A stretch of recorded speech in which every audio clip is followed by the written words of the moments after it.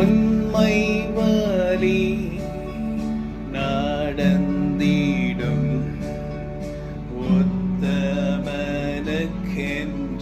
கர்த்தர் துணை. கண்கள் அவன் மீது வைத்திடுவார், கருத்தாய் காத்திடுவார்.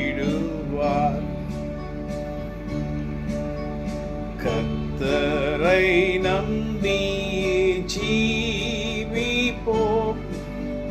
கவலை கஷ்டங்கள் தீர்ந்திடும், கைவிடா காத்திடும் பரமனின் கரங்களை நாம் பற்றி கொள்வோம். ஆமென். கைவிடாமல் நம்மை பாதுகாக்கிற கரத்தை நாம் பற்றி கொள்வோம். உண்மை வழி நடந்திடும் உத்தமனுக்கு கர்த்தர் துணை. நாம் உண்மையாய் நடக்கும்படி ஆண்டவர் நம்மை அழைத்து இருக்கிறார். அநேகர் இந்த நாட்களில் பணம் சம்பாதிக்கணும், பணத்துக்காக மற்றவர்களை ஏமாற்றி நாம் வாழலாம் என்று நினைக்கிறாங்க. ஒருவேளை நீங்கள் வாழ்ந்தா கூட உங்கள் பிள்ளைகளை யோசித்து பாருங்க, உங்களுடைய குடும்பங்களை யோசித்து பாருங்க.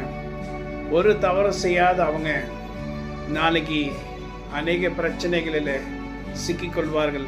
அதனால் ஒரு நிமிஷம் தீய வழியில் சம்பாதித்தா அந்த சம்பாத்தியம் ஒருவேளை அந்த நேரத்தில் உங்களுக்கு சமாதானமாக இருக்கிறது போல இருக்கலாம், சந்தோஷமாக இருக்கிறது போல இருக்கலாம். ஆனால் நித்திய சமாதானம் இல்லை. கர்த்தருடைய ஆசீர்வாதமே ஐஸ்வர்யத்தை தரும், அதனோட கூட வேதனை கூட்டான். கர்த்தரின் ஆசீர்வாதம் நம்ம தங்கும், நித்திய ஆசீர்வாதங்கள். அப்படிதான் பைபிள் போட்டுருக்கு.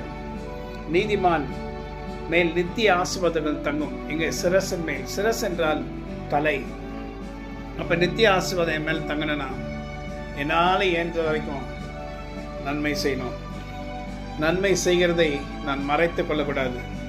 நன்மை செய்கிற நேரம் வரும்போது நாம் தூரம் நிற்கக்கூடாது. கர்த்தர் நம்மை நிச்சயமாக ஆஸ்வதிப்பார்.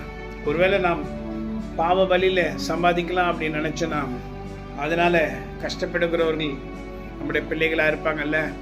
ஆனால் நம்ம பிள்ளைகள் எல்லாரும் நல்லா இருக்கும்படி நம்ம ஏஞ்ச மட்டும் நன்மை செய்வோம். நன்மை செய்வர்களாக இருக்கும்போது கர்த்தர் நிச்சயமாய் நம்மை ஆசீர்வதித்து அவருடைய ஆசீர்வாதத்தின் கரம் நம்முடைய சிரசின் மேல் எப்பொழுதும் தங்கும். நீதிமானாய் கர்த்தர் நம்மை மாற்றுவார். ஸோ நல்ல வழியில் நடக்கும்படி நாம் ஒப்பு கொடுப்போமானால் கர்த்தர் நம்மை ஆசீர்வதிப்பார். ஆமென். God bless you.